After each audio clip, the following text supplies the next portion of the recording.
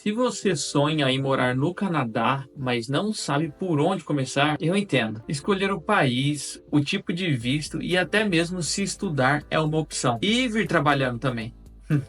Dinheiro, cidade, requerimentos, documentação e etc. Com 1000 planos de ação tendo que ser executados ao mesmo tempo, é fácil se sentir perdido. Mas calma, hoje eu vou te mostrar o passo a passo, claro e direto, para você começar o seu planejamento e evitar os erros que fazem muitos brasileiros desistirem no meio do caminho. Desde escolher o país certo até a aplicação do visto, esse vídeo vai te dar o direcionamento que você precisa para transformar o seu sonho em realidade.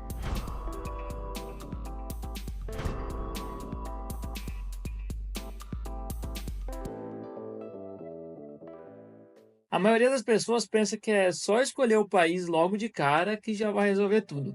Mas a verdade é que a região que você vai morar pode ser o fator decisivo entre o sucesso e o fracasso da sua imigração. No começo, não deve ser apenas morar no Canadá, mas sobre o que você quer conquistar no final. Isso pode ser no Canadá ou não. O custo de vida, as oportunidades de trabalho e até o clima devem ser levados em consideração. Se você escolher um lugar que não combina com seu perfil, pode acabar desistindo antes mesmo de se estabelecer. E olha, muita gente só percebe isso quando já está lá, gastando dinheiro e tempo, tentando se adaptar em um local que não faz o menor sentido para sua realidade. Se você escolher a região errada, pode acabar gastando mais do que precisa, enfrentar dificuldades para encontrar emprego e até desistir do seu plano antes mesmo de começar. Muitas pessoas não levam essas escolhas a sério e acabam tornando a experiência muito mais difícil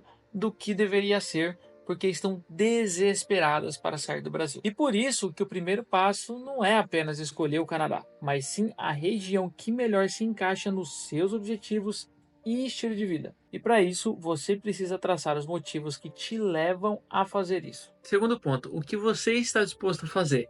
Muita gente se ilude achando que só porque mudou de país deu um grande salto na vida. Mas se eu te disser que no início pode ser exatamente o contrário. Imigrar exige sacrifícios. Você pode ter que aceitar trabalhos mais simples, mudar seu estilo de vida e até voltar a estudar. Muitos brasileiros eles chegam esperando sucesso imediato e acabam frustrados porque não estavam preparados para os desafios iniciais. Mas quem entende essa realidade e se planeja muito bem tem muito mais chances de conseguir crescer no Canadá. A imigração não é só sobre novas oportunidades, mas também sobre novos desafios. Se você não estiver preparado para dar alguns passos para trás, pode se frustrar e até voltar para o Brasil sem ter alcançado seus objetivos. Muitos imigrantes falham justamente porque subestimam o impacto emocional e financeiro dessa mudança. Terceiro ponto, se você deseja imigrar, tenha um belo conhecimento sobre os tipos de vistos e programas, porque se você acha que existe só um caminho para emigrar para o Canadá, eu tenho uma surpresa para você. O Canadá tem diferentes programas de imigração e cada um deles tem exigências e vantagens diferentes. Escolher o caminho errado pode significar perder tempo e dinheiro. E o pior ainda, muitos brasileiros acabam presos esperando um emprego que nunca vai chegar. Por isso que eu vou te mostrar quais são as principais opções e como você pode aumentar as suas chances de conseguir o seu visto. E se você não tiver mais de um plano de imigração, pode acabar sem saída quando o seu primeiro plano falhar. Muitos brasileiros ficam presos nessa armadilha esperando por um emprego que nunca vem ou descobrindo até tarde demais que não atendem a nenhum dos requisitos dos programas escolhidos. Sem o plano B ou C, você pode perder anos de esforço e investimento. Outra coisa é o custo de vida e o que esperar. Você realmente sabe quanto custa viver no Canadá? O que muita gente esquece é que não é só o aluguel que você precisa se preocupar. Além do aluguel, alimentação e impostos, existem custos inesperados que podem pesar no seu orçamento. Se você não calcular bem, pode acabar gastando muito mais do que imaginava e colocando sua imigração em risco. Se você não calcular bem os custos antes de vir, pode acabar sem dinheiro e sem opções em poucos meses. Aqui no Canadá, mais especificamente Vancouver e Toronto, tem um dos custos de vida mais altos do mundo e muitos imigrantes voltam para casa porque não fizeram um planejamento financeiro realista. O processo de visto ele parece simples, mas um erro pode te custar meses ou até mesmo anos de espera. Cada detalhe conta na aplicação do visto, desde a documentação até o momento certo de aplicar. Muita gente já teve o visto negado por erros pequenos que poderiam ter sido evitados. Um erro na aplicação do visto pode custar meses de atraso ou até mesmo a rejeição definitiva. E sim, isso acontece com muita gente. Se você não prestar atenção aos detalhes, pode acabar tendo que recomeçar do zero ou até mesmo desistir da imigração. E você vai ter vários conteúdos na internet. Lembra que, pelo menos para o visto, você precisa de uma ajuda legal. Tá, o visto do Canadá ele é bem complicado, tem um processo gigantesco, 1001 documentações, então não é igual dos Estados Unidos que você aplica lá, faz a DSN 60 e manda ver. Aqui é um pouquinho mais complicado, eles são um pouquinho mais analíticos, então dê uma olhada em como funciona, mas eu sempre recomendo fazer com alguém que sabe, um profissional da área. Mas aqui no YouTube você vai encontrar muitas pessoas falando de imigração, alguns canais que eu acompanho, eu vou estar deixando na descrição aí para você dar uma olhada, mas sempre busque informações confiáveis, porque se você não buscar informação confiável, você pode acabar seguindo conselhos errados que vão te fazer perder muito tempo e dinheiro. Tem muita desinformação por aí também e acreditar nas fontes erradas pode te colocar em uma situação complicada. Sempre confirme o que as pessoas estão falando em sites oficiais, principalmente o site do Canadá, do governo do Canadá, vai ter tudo lá. Vamos para o planejamento aqui, ó, na prática mesmo que eu vou fazer com vocês. Tô com a caneta da Clara, com o caderno da Clara aqui, com uma colinha do lado, para não me perder nos vários assuntos. Então vamos lá. Plano Canadá do zero. Primeiro, cara, entenda qual motivo te leva a sair do Brasil. Por quê? Minha letra não é tão bonita, tá? Mas espero que vocês entendam. Por que você quer mudar? Por que você quer sair do Brasil? Eu listaria pelo menos uns 5 a 6 motivos. É segurança? Seu maior problema? Se é segurança, você já considerou, por exemplo, mudar para outra cidade do Brasil ou outra região do Brasil? Às vezes, talvez isso solucione seu problema. Então, talvez você é de São Paulo e aí você pega e muda para a região sul. Tem muitas cidades seguras lá. Ou até mesmo mudar de país, mas mudar para algum país aí do lado do Brasil. Talvez você também consiga uma segurança melhor com isso, né?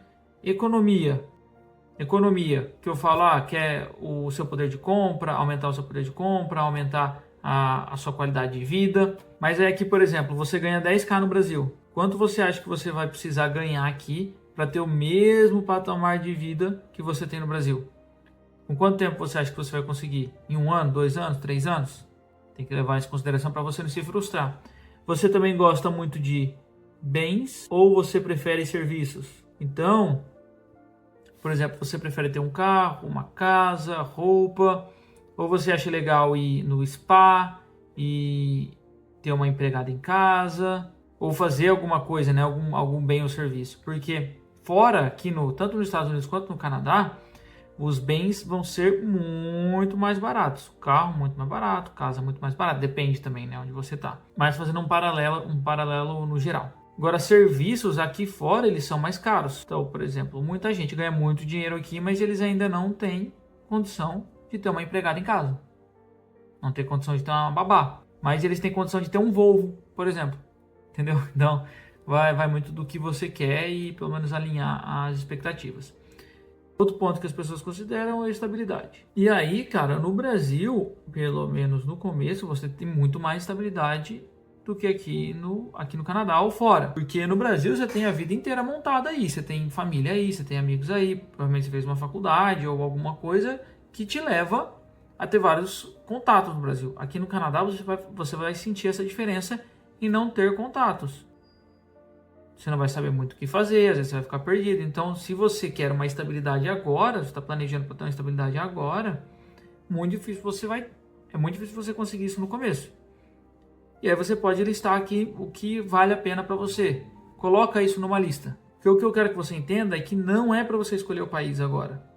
O país, ele não é importante para você nesse momento de planejamento. Você tem que alinhar os seus porquês. Tem que alinhar o porquê você quer sair do Brasil, ou o que te faz não gostar da região na qual você se encontra agora, e perspectiva também daqui para frente. Agora, o segundo ponto é o que você está disposto a fazer para sair do Brasil. Qual que é a sua disponibilidade e energia para fazer isso? Tipo, é uns 50% ou é uns 300%?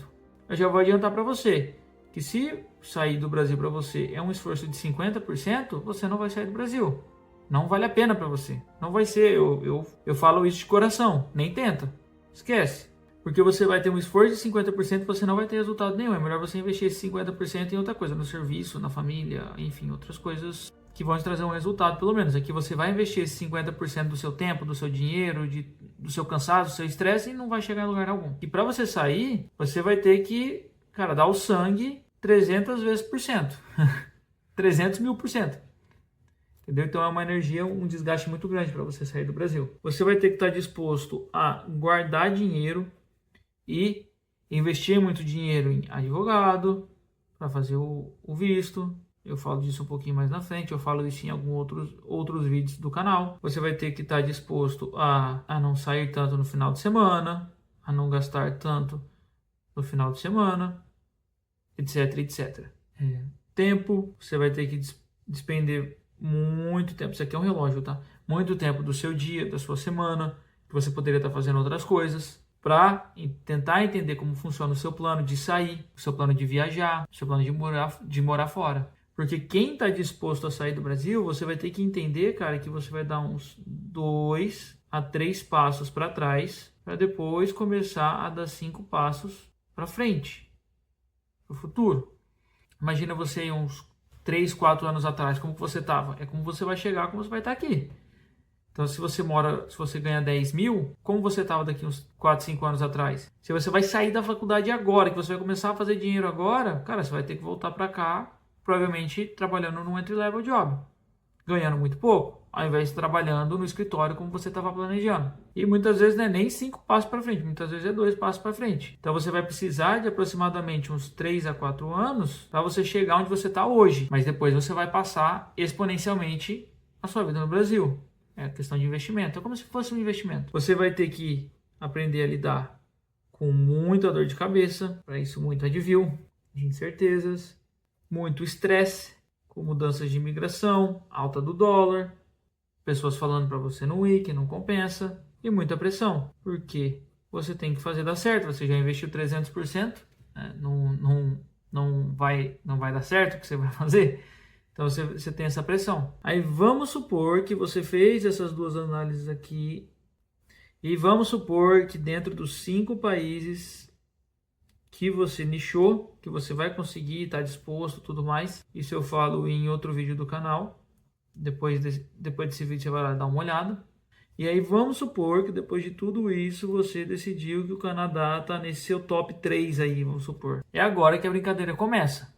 Porque você vai ter vários planos de ação. E muitas vezes simultâneos. 3, 4, 5 planos de uma vez. Mas, por enquanto, eu não me arrependo. Essa aqui é a florzinha do Canadá. Esse aqui é o símbolo do Canadá. Horrível. Mas, até agora tá valendo a pena pra mim. E agora que você decidiu que você vai migrar, você tem que entender como você vai migrar. Essa é a pergunta que você tem que responder. E ó, eu só adivinho e eu li a sua mente. E se eu acertar, vale uma inscrição no canal e um like nesse vídeo. Você quer imigrar com uma oferta de emprego. E é certeza que eu acertei. Agora pode se inscrever e dar like nesse vídeo. Cara, todo mundo quer essa bendita dessa oferta de emprego. Não existe uma pessoa que não queira. Se ela não quiser, ela é meio masoquista. E para você conseguir essa oferta de emprego, você vai precisar, pelo menos no Canadá, do LMIA. Nos Estados Unidos você pode pelo H1B, o EB2, Skilled ou Unskilled, e assim vai. Que são coisas muito difíceis de você conseguir. Não é para qualquer um. Se você quer um pouquinho mais de detalhes nisso aqui, dá uma olhada nesse vídeo aqui que eu estou colocando aí no cardzinho para você ver. Mas só um panorama geral. Esse LMIA ele custa muito caro para as empresas. Muito caro. Não é algo barato. Então, muito dificilmente eles vão contratar alguém do Brasil. A gente já tem muita mão de obra aqui. A não ser que você seja um cara com 10, 15, 20 anos de experiência. Mas aí eu até recomendo para você o EB2 NIW dos Estados Unidos. Dá uma olhada nisso aí, que eu acho que é mais fácil para você do que passar por todo esse processo. Mas enfim, esse é um dos planos que você vai dar andamento, que tomara que você consiga, mas a maioria não consegue. Então eu vou até pular isso aqui, né? Se você ainda é muito mais no Brasil, que tem uma graduação, a gente valoriza muito isso, né? Mas aqui também tem um programa de trades, que é dos profissionais tipo pedreiro, eletricista, do ar-condicionado, etc e tal. Eles também têm boas chances aqui com o EMAE. Com exceção aos trades, o resto é mais difícil você conseguir. Mas, vamos lá, esse aqui é o seu plano A. Para você dar andamento nesse plano, dá uma olhada nesse vídeo aqui, tá cheio de informação. Agora, outra coisa que você vai ter que ver são os outros programas de imigração. Um deles é o Express Entry. O que é o Express Entry? Ele é o programa federal, ou seja, é o programa do país Canadá, como uma nação. Isso aqui também tem muito conteúdo na internet, você vai conseguir entender mais ou menos. Tem muitas mudanças drásticas, mudanças menores. Sempre dá uma olhada, tenta entender como que funciona o Express Entry. Uma visão geral ele é um sistema de pontos, onde se você tem aquilo que eles querem, você vai ganhando pontos, seus pontos vão subindo, e aí de vez em quando eles fazem umas chamadas com base nos pontos, para que as pessoas virem residentes permanentes, ou PR, Permanent Resident, para depois virar cidadão. Então, por exemplo, você tem graduação, você tem menos de 30 anos, você tem prova de francês, você tem prova de inglês, tudo isso vai contando pontos. E eles têm vários programas direcionados para algumas profissões também. Então, por exemplo, se você é da área de tech, você tinha chamadas específicas para a área de tech, que a pontuação era menor e você poderia ser chamado para ser um residente permanente. Hoje essa área de tech acabou, isso foi semana passada. Hoje é dia 17 de março. Só ficou o pessoal de Cybersecurity. Agora você é de Trades, você tem chance de ser chamado aqui. Você é de Healthcare, você tem chance de ser chamado aqui. Você fala francês, é o que é mais chamado com pontuação menor. Você fala francês, você tem a prova do TCF, ou a outra que eu esqueci qual que é agora, eu acho que é TEF. Você tem grande chance de ser chamado. Você quer ir para o programa rural, e não necessariamente é cuidado de gado, mas é ir para cidades menores, você também tem grandes chances aqui. O que você vai ter que também ver desse plano aqui federal? Você vai ter que ver a sua elegibilidade, então pesquisa a elegibilidade. Você vai pesquisar o valor que você vai ter que ter em conta. Você vai ter que pesquisar o tempo de experiência e como você faz para validar esse tempo de experiência, para demonstrar esse tempo de experiência. Normalmente é carteira de trabalho, CLT, mais uma carta do empregador. Nessa carta, ela vai ter que conter a função que você exerce, e essa função que você exerceu, né, a sua função, ela vai ter que estar parafraseada à sua função do NOC. O que é o NOC? O NOC é um código que faz referência à função. Então, por exemplo, você é advogado. O seu NOC é um exemplo, tá, gente? O seu NOC é o 2052. O que é o 2052? Vai descrever lá o advogado. Você é da área de TI, você é da área de desenvolvimento de software. O seu NOC é 5272. Estou dando outro exemplo. E aí, dentro desse NOC aqui, ele vai te dizer quais as especificações daquela função. Essas especificações da função vão ter que estar dentro da carta. É basicamente isso. Outras coisas que você tem que levar em consideração, né? O valor que você tem que ter em conta, o custo para você fazer essa aplicação. Muita gente fala que o Express Entry é de graça. Não é de graça, porque você precisa ter o teste de inglês e a equivalência do seu diploma para você abrir. Então não é de graça, tá? Todo mundo fala que é de graça, não é de graça você abrir. Eu também tenho vídeo no canal disso. É um dos primeiros vídeos, inclusive. Você tem que ver o tempo para você aplicar, para você ser chamado. Tem que ver o tempo dos draws, que eles chamam draws. Essas chamadas chamam draws. Você tem que aprender inglês também. Se você não souber inglês, aí esquece.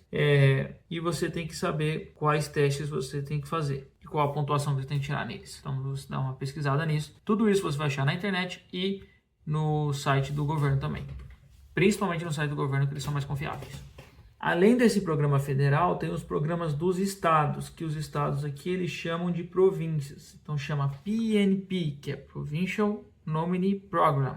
Não vou ficar traduzindo, porque se você não souber isso, para esse vídeo e vai estar em inglês. E aqui você vai ter que pesquisar de cada província. Então vai ter BC, PNP. Aí esse tipo de coisa, gente, eu não vou ficar falando para vocês. Só vou falar agora. BC, British Columbia, PNP, Programa Provincial da província de British Columbia. Mas você vai ter o de o OMP, aí você vai ter de todas as províncias, você vai ter o de Alberta, e aí o que você vai fazer? Você vai entrar em cada um e ver quais são os programas. Você vai ter na internet gente falando, youtubers falando de vários desses programas, mas ninguém aborda todos. Ninguém vai abordar todos de acordo com a sua realidade. Para isso você vai ter que fazer uma consultoria, por exemplo. Mas é bom você dar uma olhada por conta para saber qual se adequa mais à sua realidade. Por exemplo, aqui a gente, no Express Entry, a gente não tem mais o programa de tech, a não ser que você seja de cyber. Não tem mais para software developer, não tem mais para data analyst, mas tem, por exemplo, para tech. Aqui tem o BCPNP, tem o BCPNP Tech, que ele ainda está abarcando essas profissões. A gente ainda tem o de Ontário para Tech. Então, às vezes, você não se aplica no federal, mas você aplica para o provincial. E aí, o que acontece? Uma vez que você se aplica para o provincial, ele te dá muitos pontos para você ser chamado pelo federal. Todo mundo tem que passar por esse. Só que quando você ganha esse aqui, você ganha aproximadamente 600 pontos. Normalmente as chamadas aqui, eles estão entre 500, mais ou menos uma média de 500 pontos. Tem uns que bate 600, tem uns que bate 300, vai estar a média de 500. Então, se você já é chamado com esse aqui de 600, você já vai ser chamado lá pelo federal. Inclusive hoje teve um draw pro PNP, pelo programa federal. E aí aqui é a mesma coisa. Você vai olhar os custos, o tempo, você vai olhar a elegibilidade, você vai olhar se precisa de tempo de experiência, como faz para você comprovar isso, vai olhar um por um. Aqui outro também que é muito bom é você olhar os programas rurais daqui, mas também tem alguns programas rurais das províncias. Então dá uma olhada neles aqui também, muito bom. E aqui também existem programas provinciais que são conectados com o Express Entry. Que como que funciona isso? Você abre o seu perfil no Express Entry e aí as províncias elas vão lá e olham a base de dados no Express Entry. Porque às vezes para o governo federal não é interessante te chamar, mas provincial é. Então, por exemplo, vamos supor que você tem 3 anos, igual eu, 3 anos de Data Analyst. 3 anos de Data Analyst. O governo federal ele não me quer, mas talvez o British Columbia queira. Então, o que eles vão fazer? Eles vão olhar lá na base de dados do programa federal e falar, peraí, o Caio tem essa experiência aqui, eu quero para minha província, eu vou chamar ele. Ganho 600 pontos, vou lá para o Express Entry com meus 600 pontos, então vou bater lá 900 aproximadamente, porque aí soma, fui chamado, entendeu? Mas tem alguns programas provinciais que não são conectados com o Express Entry, então você vai ter que fazer a aplicação direta lá. Tem alguns que você faz o Express Entry e aí você manda uma carta de interesse para o programa provincial. Falando, eu estou lá com o perfil aberto no Express Entry, eu tenho interesse de ir para essa província, por favor, considerem meu perfil quando forem fazer chamadas. Você está vendo que tem bastante coisa, né? Não é fácil, eu falei para você, 300% de vontade para você poder ir, senão esquece. A gente já viu de emprego, para você ver com o LMIA. A gente já viu os programas aqui. E tem outro que a maioria opta, e eu optei por esse, que é o que vai gastar mais tempo de todos. Eu acho que é o que vai gastar mais tempo, tá? E é o que vai gastar mais dinheiro. Como eu falei, é o que todo mundo faz. Porque antes havia uma promessa do Canadá que seria, se você vir aqui estudando, se você for um profissional qualificado, você vai ser chamado, porque nós canadenses queremos isso. Hoje já não é mais assim, porque eles extrapolaram essa regra. Antes vinham de 200 mil a 300 mil pessoas por ano, mais ou menos, 200 a 300. Hoje está na casa do 1,5 milhão, onde eu sei. 1,5 milhão, né? Isso aqui está errado. 1,5 milhão. Por isso que o Canadá está entrando em colapso. Mas vamos lá. Faculdade. Você vai ter que decidir se você vai querer a faculdade barra estudos, e que tipo de faculdade você vai querer fazer. Como você vai descobrir quais são os requisitos para qual faculdade e tal. Como a gente, no Brasil, usa muito o queridão do Zap Zap, a gente perdeu essa habilidade, que é mandar e-mail. Cara, o que você vai fazer? Você vai pesquisar a faculdade que você quer, você dá uma olhada lá no site, no Google, dá uma pesquisada na região, e aí você vai entrar no site da faculdade e você vai mandar um e-mail para eles. É isso que a gente faz, para você entender como que funciona a faculdade. Entra lá, fala, meu perfil é esse, manda um e-mail para eles, meu perfil é esse. A gente pode marcar uma reunião? Ou você pode me responder por e-mail? Porque eu quero isso. Entendeu? Coisas para você considerar. Se você tem cônjuge e você quer que ele trabalhe 40 horas semanais, que a gente chama de full time, você vai ter que vir fazer um mestrado. Acho que é um mestrado, né? Mestrado em um colégio público. E aí deve ter algumas outras exceções também para ele vir poder trabalhar no 40 horas. Se você vier fazer college privado, seu cônjuge não pode trabalhar e você só vai poder trabalhar até 24 horas semanais. E aí aqui ninguém nunca me falou, inclusive me falaram ao contrário, que, por exemplo, você vai poder trabalhar 24 horas semanais de garçom, ou até mesmo na sua área, porque eu que estou falando com vocês, eu tenho um perfil muito bom para a área de tech. Então eu tinha esperança ainda, porque eu tinha propostas já do Brasil, já tinha propostas de emprego para poder trabalhar aqui. Só que como eu vinha de estudante, o pessoal falou, quando você chegar aqui a gente conversa, né? Ou no office. Só que nenhum trabalho de office vai te contratar part-time. Nunca na vida. Part-time. Nunca você vai achar um trabalho de office, a não ser que você tenha contatos bons, tá? Ou você tenha muita sorte. Eu já conheço, tá? Eu conheço algumas pessoas que conseguiram, mas raras exceções. Garçom também. Garçom homem, muito difícil contratar. Já, pelo menos aqui em Vancouver, já fui em vários restaurantes, nunca consegui nada. Eles pedem pelo menos de 1 ano a 3 anos de experiência. Se você for mulher, talvez você consiga. Tô dando um panorama geral. Você vai ter que levar também em consideração que até onde eu sei, até onde eu me lembro, porque isso também muda bastante, então dá uma olhada, você vai ter que ter pelo menos 20 mil dólares canadenses na sua conta. Você vai ter que ter o primeiro ano da faculdade pago, que eles chamam de tuition. Eu acho que é assim que escreve. E se você for vir com mais pessoas, eu acho que vai adicionando 2 mil por pessoa. Vai dando uma olhada. Não, na verdade, eu acho que a primeira é 25 mil. Se vocês vierem, né? Mais 25 mil. Mas dá uma olhada, tá? Você vai ter que ter isso em conta. Esse é um processo que vai demorar mais tempo para você virar residente permanente, tá? Porque, querendo ou não, ele é um dos processos mais rápidos para você chegar aqui. Então, se você está desesperado querendo sair do Brasil para amanhã, a faculdade é o que vai te dar esse resultado mais rápido. Você vai conseguir chegar aqui mais rápido, mas depois você vai penar um pouquinho mais para conseguir focar na sua residência permanente, porque você vai estar estudando, trabalhando e ainda tendo que focar em imigração. Aí, outras 2 coisas que vocês vão ter que ver. Se for college privado, dá uma olhada em co-op. Eu estou no meu co-op, não tenho muitas esperanças de achar emprego na minha área. Eu vou entrar em co-op em dezembro. Então, eu não tenho muita esperança de trabalhar na minha área. Já estou tentando ver outras coisas. Minha esposa também. Mas isso é uma coisa que a gente vai ver mais para frente. Ou se você vai ter PGWP. E aí você escolhe. Se você quiser co-op, você vai pagar bem menos. Então, eu e minha esposa, a gente não tinha muito dinheiro. Se você for querer o PGWP, você vai pagar bem mais. Quanto mais, você vai ter que ver com a faculdade. Para você registrar numa faculdade aqui, é mais ou menos 1 ano, tá? De antecedência que você vai ter. E se você quiser bolsa, também dá uma pesquisada, porque ninguém fala de bolsa, tá? Então é sempre negócio meio escondido. Então manda e-mail, tenta falar com as faculdades que vocês querem se aplicar. Agora, custo de vida. O que você vai ter que levar em consideração, pelo menos na minha opinião? Aluguel é o primeiro de todos. Aluguel. Depois você vai para alimentação.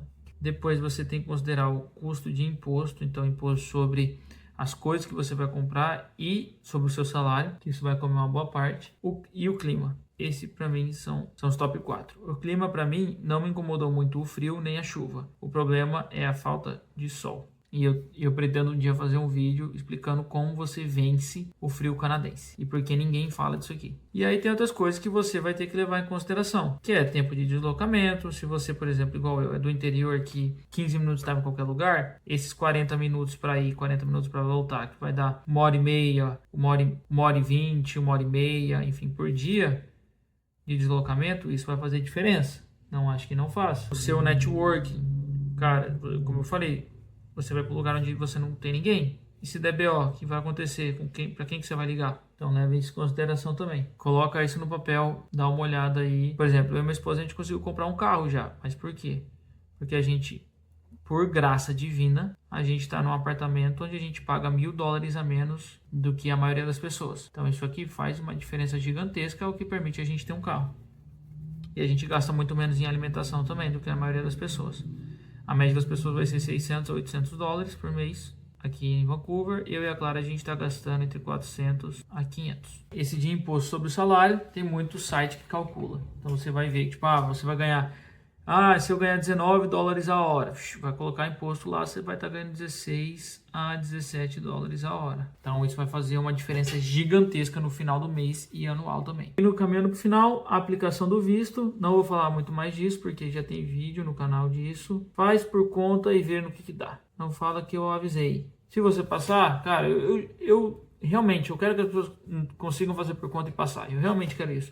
Mas não é a realidade de muita gente. Não foi a realidade que eu e a Clara tivemos. Então, por isso que eu sempre aconselho gastar uma grana com advogado. Não vai ter como. Advogado. Meu Deus do céu, esqueci como escreve. A gente só digita, né? Ainda mais escrever com essa letra aqui para vocês entenderem. O que você vai precisar também? Teste de inglês. Teste de inglês. Cara, não faz o Duolingo. Não faz o Duolingo. Já que você vai fazer um teste, faz o IELTS ou faz o CELPP. Eu acho que é assim que escreve.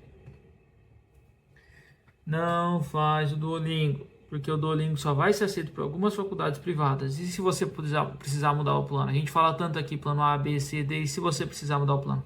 Já que vai gastar com teste em inglês, bota mais 50 dólares, bota mais 300 reais, bota mais 500 reais e faz a porcaria do IELTS. Se puder, faz um curso do IELTS ou do CELP. Que eu falei, você vai ter que gastar dinheiro, galera. Você vai ter que gastar dinheiro, vai ter que gastar, não vai ter jeito. Bota aí um curso, vai estar entre 2.000 reais. É a vida. Entendeu? Você quer vir? É isso. Ou não, faz por conta, tira uma nota ruim, depois vai ter que pagar um curso, vai ter que pagar de novo. Você que sabe.